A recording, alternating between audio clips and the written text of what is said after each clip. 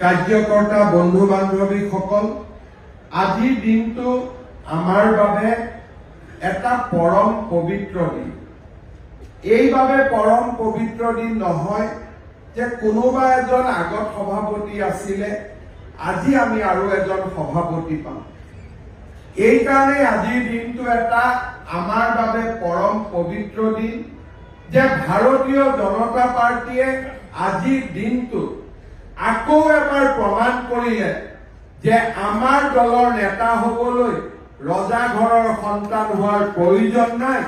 সাধাৰণ স্বয়ংসেৱক এজনে নিষ্ঠাৰে সৈতে কৰ্তব্য পৰায়ণতাৰে দলটোৰ ৰাজ্যিক সভাপতি পদ অধিষ্ঠিত হ'ব পাৰে।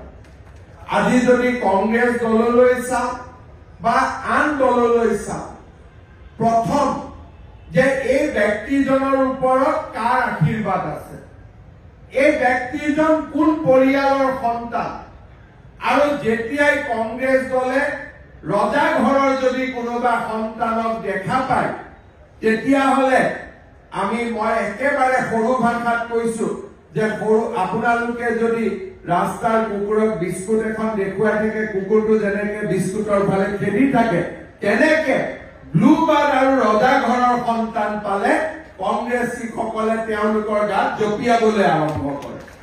কিন্তু বিজেপিয়ে বিচাৰি থাকে যে ক'ৰ পৰা এজন সাধাৰণ কাৰ্যকৰ্তাক বিচাৰি পোৱা যায়, ক'ৰ পৰা এজন সাধাৰণ মানুহক বিচাৰি পোৱা যায় যোন নিজৰ কৰ্তব্য নিষ্ঠাৰে অসাধাৰণ হ'ব পাৰে।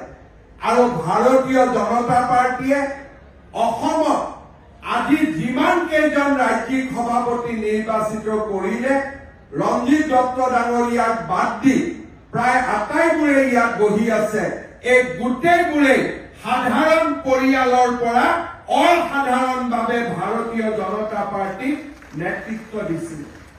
আৰু যেতিয়াই সংগঠন পৰ্বই এনেকুৱা এজন সাধাৰণ ব্যক্তিক অসাধাৰণ কৰি তোলে, সেই দিনটো আমাৰ বাবে পৰম পবিত্ৰ দিন, সেই দিনটো আমাৰ বাবে আনন্দৰ দিন। আজি দিলীপ শইকীয়াক যদি আমি সুধো, আপোনাৰ দেউতা মুখ্যমন্ত্ৰী আছিল নেকি, আপোনাৰ দেউতা মন্ত্ৰী আছিল নেকি, দেউতাকৰ নামটোৱে যদি কোনোবাই জানে, সেইটোৱে বহুত ডাঙৰ কথা। দেউতাৰ পৰা আমি ঐতিহ্য লওঁ, পৰম্পৰা লওঁ, দেউতাৰ পৰা আমি প্ৰেৰণা লওঁ, কিন্তু দেউতাৰ সাহস আৰু আশীৰ্বাদেৰে আমি নিজৰ পথেৰে নিজক মহিয়ান কৰি তুলিবলৈ চেষ্টা কৰোঁ।